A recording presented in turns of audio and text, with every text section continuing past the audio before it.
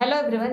तो यार 10 दिन बाकी है एग्जाम में, तो हमने सोचा एक वीडियो आप लोगों के लिए बनाते हैं, क्योंकि बहुत सारे लोग आप में से मुझे पता है कि टेंशन में है कि यार क्या होगा क्या नहीं होगा। 10 दिन है, क्या पढ़ें, किसको छोड़ें, किसको याद करके जाएं, कौन से क्वेश्चन सब हम ट्राई करें। उसी के बारे में हम लोगों ने ना एक वीडियो बनाई है आपके लिए। तो हम क्या बात कर रहे हैं, देखिए कि 10 दिन में आपको क्या पढ़ के जाना है। तो मैं एक बार सर से ही पूछ लेती हूँ कि सर आपने क्या पढ़ा था लास्ट के 10 देखो दिन मैडम, में। मैंने लास्ट टाइम में मेरे टाइम पर मैंने हाई वेटेज टॉपिक पर मैंने सबसे हाँ ज़्यादा फ़ोकस किया था। यानी मैंने शॉर्ट नोट्स बना लिए थे।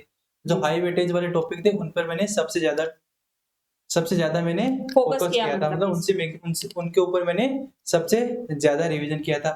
अब नोट्स आपको रिवीजन भी एक स्मार्टली तरीके से करना है। मतलब आपने जो शॉर्ट नोट्स बनाए उन्हीं को रिवाइज़ करना है। ऐसे नहीं कि आप जैसे सारे नोट्स को उठाया और रिवाइज़ करना स्टार्ट कर दिया। इससे क्या होगा, आप ना तो कंप्लीट नोट्स का रिवाइज़ कर पाओगे, ना कंप्लीट क्वेश्चंस, मतलब कोई मॉक टेस्ट अगर आपको देना है तो ना आप वो ना दे पाओगे, ठीक है? मतलब आपको इसी प्रकार से जो इम्पोर्टेंट पॉइंट होगा आपके एग्ज़ाम के लिए, वही आपको रिवाइज़ करना है। और आपको फाइनली रिवाइज़ करते समय आपको एक चीज़ का और ध्यान रखना है। कैसे? जैसे आप अभी शॉर्ट नोट्स को रिवाइज़ कर रहे हो, आपको लगता है भाई मेरे को इस टॉपिक में अभी भी मेरे को थोड़ी बहुत दिक्कत आ रही है। अगर आपको ऐसी दिक्कत आ रही है तो आपको क्या करना है, आपको ये करना है कि आपको उसी टॉपिक को लिख लेना है।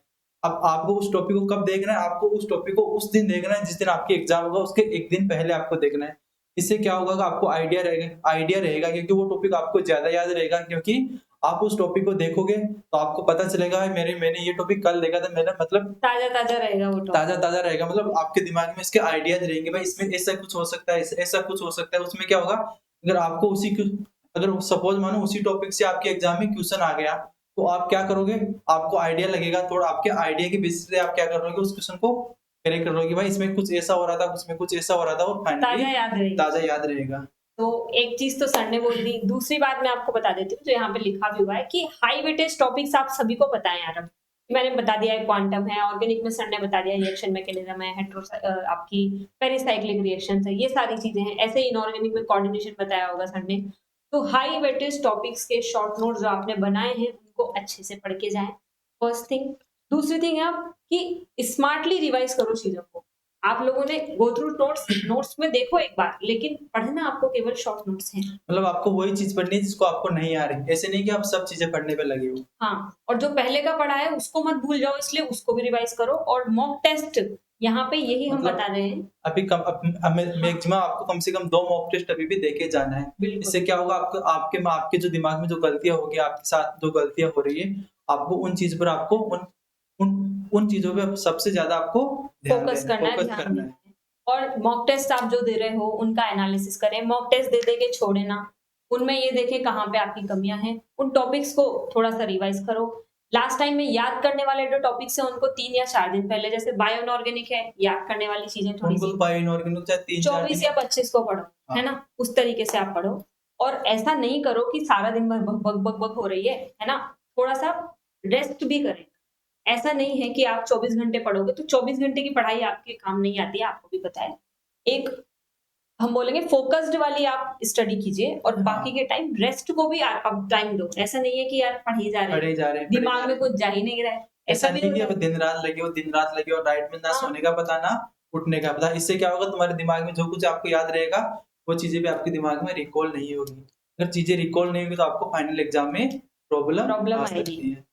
है ना? तो और सर एक और चीज़ ये है, हाँ, जैसे बहुत सारे स्टूडेंट्स मुझसे ये भी पूछ रहे थे कि मैम मॉक टेस्ट कब तक दें? तो मैंने ये भी बोला है कि मॉक टेस्ट जो आपको देना है ना, वो आई थिंक 4 दिन पहले तक मॉक टेस्ट दो। हाँ। बस उतना काफ़ी है सर, है हाँ, ना? मॉक टेस्ट देके उसका मतलब क्वेश्चन्स वगैरह का एनालिसिस सॉल्यूशन करो देख लो, उसका। एक बार एनालिसिस हाँ, देख लो क्या भाई मेरा स्कोर क्या है। अगर आपका स्कोर देख के आपको बिल्कुल भी डीमोटिवेट नहीं होना है। अभी मार्क्स कितने भी आ कितने रहे आ हैं रहे हैं, उससे कोई उससे कोई फ़र्क नहीं मतलब पड़ता नहीं है। है। अभी जो मार्क्स आ रहे हैं, कुछ टेस्ट में आपके अच्छे भी आए होंगे। कुछ में बुरे भी तो आएँगे। फिलहाल ये चीज़ नहीं सोचनी है, बस रिवीज़न, रिवीज़न, रिवीज़न ही करना है। हम बोलते हैं ना, स्लीप, ईट, स्लीप, रिपीट। तो ईट, स्लीप और रिवीज़न, ईट, स्लीप और हाँ, रिवीज़न, बस उतना ही आप लोगों को उतना ही करना है। करना है। ठीक है? और आपको क्या करना है, एक पॉजिटिव लास्ट चीज़, माइंडसेट रहे। लास्ट चीज़ बहुत इम्पोर्टेंट है, जो कि सर बोल रहे हैं। आपको पॉजिटिव रहना। माइंडसेट रहना है। ऐसे नहीं कि आप 2 दोस्त एक जगह बैठ के आप मॉक टेस्ट दे रहे हो। ऐसे नहीं कि एक दोस्त के ज़्यादा नंबर आ रहे हैं, दूसरे वाले के कम नंबर आ रहे हैं, तो आप कम नंबर वाले इसको उसको देके ज़्यादा नंबर वाले को देख के डीमोटिवेट मत होना। पता चले उसका दूसरा अटेम्प्ट हो, उसका तीसरा अटेम्प्ट हो, आपको ऐसे नहीं सोचना कि भाई उसने अलग प्रकार से तैयारी की होगी, उसका दिमाग अलग प्रकार से सोचता होगा, ठीक है। उसको देख के बिल्कुल भी मैडम बच्चों को डिमोटिवेट बिल्कुल नहीं होना है। दिमाग में ये वाला पॉइंट तो अपने को लाना ही है कि यार क्या होगा। अब क्या आपने होगा? पढ़ लिया है, जितना पढ़ लिया काफी है, बहुत है, पढ़िए 10 दिन और। लेकिन ये मत सोचो कि यार ये छूट जाएगा, ये छूट गया, ये कुछ नहीं। जितना पढ़ा है उसी को दिमाग में लेके ऐसा सोचिए इसी से इसी पेपर से बनने वाला है। मतलब यही खत्म। सिर्फ आपका CSR यही से का पेपर है CSR निकले। बनने वाला। बिल्कुल सही। ऐसा नहीं कि भाई ये रह गया, ये रह गया, इसी टॉपिक को आप ध्यान में मत देना कि भाई अब रह रहा है तो मैं इसको कवर कर सकता हूँ, मेरे पास इतना टाइम है। आपके पास बिल्कुल भी टाइम नहीं है, आपको सिर्फ अपने नोट्स को रिवाइज करना रिवीजन है। का टाइम है, नई चीज को भी नई पढ़ना चीज थोड़ा को सा बिल्कुल बंद भी कर दें बंद आप, कर दें। अभी ना पढ़ें तो बेटर रहेगा। हाँ। शॉर्ट नोट्स जो आपने लिखे हैं उनको अच्छे से रिवाइज कीजिए, मॉक टेस्ट दीजिए और अपने दिमाग को ठंडा ठंडा ठंडा कूल कूल रखिए, ठीक है। हाँ। चलिए, तो thank you everyone, thanks Thank for you so much watching, keep learning, all the best. and अच्छे happy से learning. प्रिपरेशन कीजिए, हैप्पी लर्निंग।